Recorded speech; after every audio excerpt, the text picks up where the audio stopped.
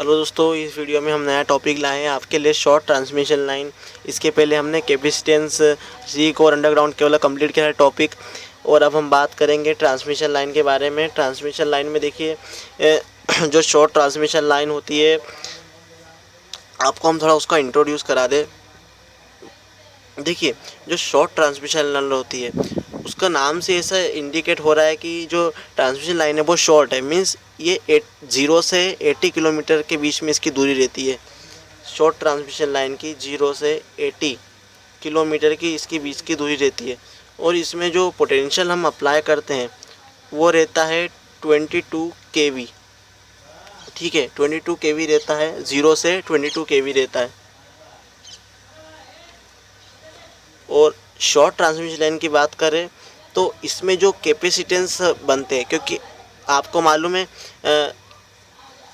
जो transmission line होती है उनमें कैपेसिटेंस भी फॉर्म्ड होते क्यों होते हैं, क्योंकि हाई वोल्टेज का पोटेंशियल डिफरेंस जो रहता है, तो हाई वोल्टेज हम उसके अक्रॉस देते हैं, तो इसके कारण पोटेंशियल भी अप्लाई होता है। लेकिन इसमें क्या होता है कि शॉर्ट ट्रांसमिशन लाइन में इतना नहीं हो पाता है, तो इसमें जो कैपेसिटेंस है वो फॉर्म्ड नहीं होता है। लेकिन जैसे हमारे जो दूसरे पैरामीटर है, जैसे रेजिस्टेंस, ट्रांसमिशन लाइन में तो होगा, इंडक्टेंस भी होगा। तो हमने बना लिया कुछ इस तरीके से। ठीक है, अब ये हमारा न्यूट्रल वायर कह सकते हैं, रिटर्न वायर। देखिए, इसके क्रॉस हम क्या करते हैं, सेंडिंग एंड वोल्टेज है हमारा। ठीक है, यहाँ पर हमने क्या लिखा, सेंडिंग एंड करंट लिख दिया हमारा। ये क्या है, हमारा रेजिस्टेंस ट्रांसमिशन लाइन का, JXL इंडक्टेंस। अब बात होती है सेंडिंग एंड का, ये रिसीविंग एंड वोल्टेज है हमारा, और रिसीविंग एंड करंट है। ठीक है, अब हम ये जितने पैरामीटर्स हमने लिखे, अब हम इसमें ABCD पैरामीटर भी निकालेंगे। हम ABCD पैरामीटर क्यों निकालते हैं किसी भी ट्रांसमिशन लाइन का? ABCD पैरामीटर निकालने से क्या होता है कि हम जो इनपुट है और आउटपुट है उसके बीच का रिलेशन फाइंड कर सकते हैं। कि मैंने अपने इनपुट पर, मान लीजिए मैंने दिया, अगर एक एग्जांपल लूँ, 100 वोल्ट दिया, तो मुझे आउटपुट पर कितना मिला, मान लीजिए मुझे आउटपुट पर मिला 80 वोल्ट। ठीक है, तो ये रिलेशन हमको बताएगा। हमारा ABCD पैरामीटर हम इसलिए यूज़ करते हैं कि हमको रिलेशन फाइंड आउट करने में मदद करता है कि मुझे सेंडिंग एंड पे मैंने कितना दिया और मुझे रिसीविंग एंड पे मुझे वो कितनी चीज़ मिली। तो ये हमारा सेंडिंग एंड हो गया है, और ये हमारा रिसीविंग एंड है।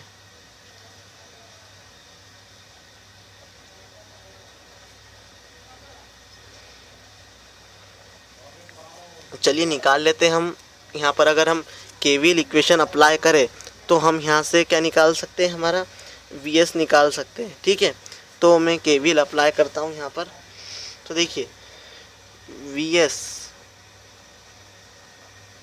Equal to IS R plus JXL IS plus VR।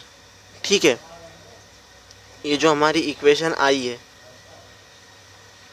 इस इक्वेशन की मदद से हम अपना एक फेज़र डायग्राम बनाएंगे।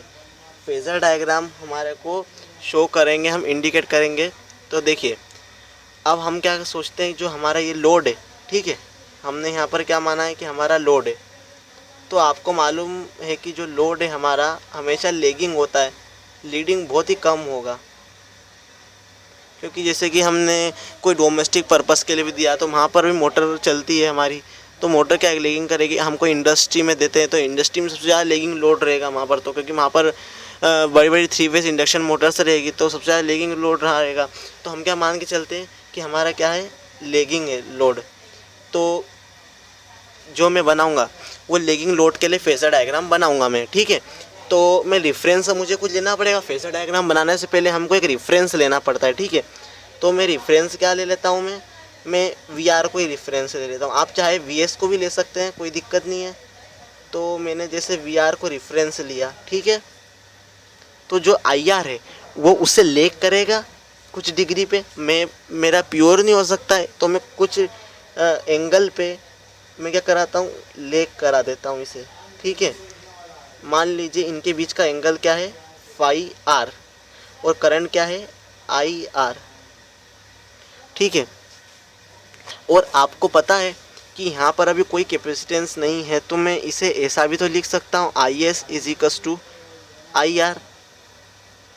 अगर कहीं बीच में कैपेसिटेंस आया था तो करंट मीन्स डिवाइड हो जाता, लेकिन यहाँ पर कैपेसिटेंस अभी नहीं आया है। तो आपको ये भी मालूम है कि जो सीरीज़ में हमेशा सीरीज़ में हमेशा करंट सेम रहता है, वोल्टेज डिफरेंट हो सकता है। तो इसी तरह आई आर को मैं आई एस भी लिख सकता हूँ, ठीक है। तो मैं इसे ही आई एस लिख देता हूँ, ओके। अब देखिए आई एस आर, तो ये इसी के सेम फेस में बनेगा, पैरेलल में। तो मैं इसी को पैरेलल में बना सकता हूँ। मैं ये पैरेलल में किस तरीके से बनेगा, इसी के पैरेलल में बनाना है हमको, ऐसा कि इस तरीके से, ठीक है। तो मैंने यहाँ पर ये पैरेलल बना दिया इसी का,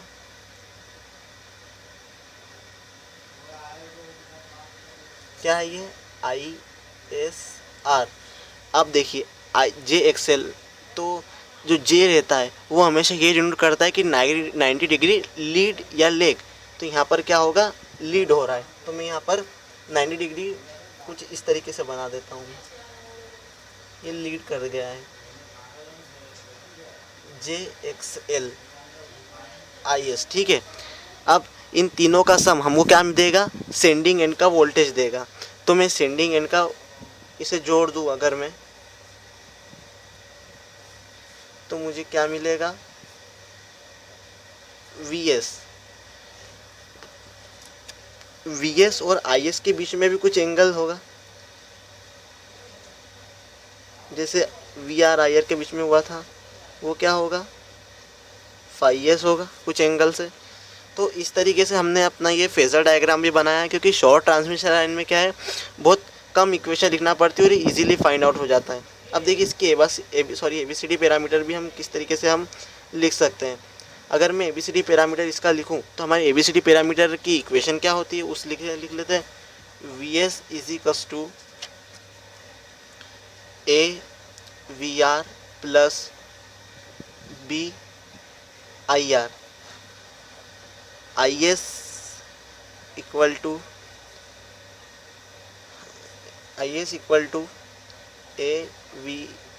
CVR प्लस DIR। आपको लग रहा हो मैंने प्लस लिखा है, जबकि हमने तो अभी तक ABCD पैरामीटर में माइनस देखा है बीच में। तो आपने जब देखा है, जब हमारा जो एरो था, करंट था, उसका साइन अपोजिट था, यहाँ पर करंट का साइन सेम फेस में, सेम उसमें डायरेक्शन में, तो हम वहाँ पर माइनस लिखते थे। यहाँ पर हमारा सेम डायरेक्शन में तो हम प्लस लिखेंगे। आपने देखना उसके अंदर कभी पोर्ट नेटवर्क, 2 पोर्ट नेटवर्क में जो आप पढ़ते हैं नेटवर्क एनालिसिस में, तो देखिएगा इस तरीके से कुछ रहता है। तो यहाँ पर AB, यहाँ पर CD आपके रहते हैं, तो करंट की डायरेक्शन इस तरीके रहती है और यहाँ पर कुछ इस तरीके से अपोजिट ही रहती है, इसलिए हम माइनस लिखते हैं। लेकिन यहाँ पर सेम में, ठीक है, अपोजिट नहीं, इसलिए। तो मुझे क्या चाहिएगा, देखिए कंपेयर कीजिए तो ABCD पिरामिड निकल सकते हैं आप, ठीक है। तो आपको यहाँ पर क्या चाहिए, VR चाहिए, ठीक है, VR चाहिए। तो VR तो मिल रहा है, लेकिन आपको IR चाहिए। IR मिल रहा है क्या, मिल रहा है, तो आप IR निकाल लीजिए इजीली। तो देखिए VS तो हो गया है। अब मैंने आपको क्या बताया कि IS क्या IR के इक्वल है, तो मैं IR is equals to Z लिख सकता हूँ, क्योंकि R प्लस J XL क्या होता है, Z होता है, प्लस VR। तो आपको एक VS का तो मिल गया, एक ABCD पैरामीटर मिल गए। A क्या मिला आपको यहाँ से, A मिल गया आपको 1, और B क्या मिला आपको यहाँ से, Z मिल गया, ठीक है। अब मैं बात करता हूँ कि IS के लिए। तो IS की इक्वेशन देखिए, इसमें क्या मिला, IS is equals to IR, means आपको क्या मिल गया, यहाँ पर C क्या है हमारा 0 है, और D क्या है हमारा 1 है। तो हमने यहाँ से ABCD पैरामीटर के निकाल लिए।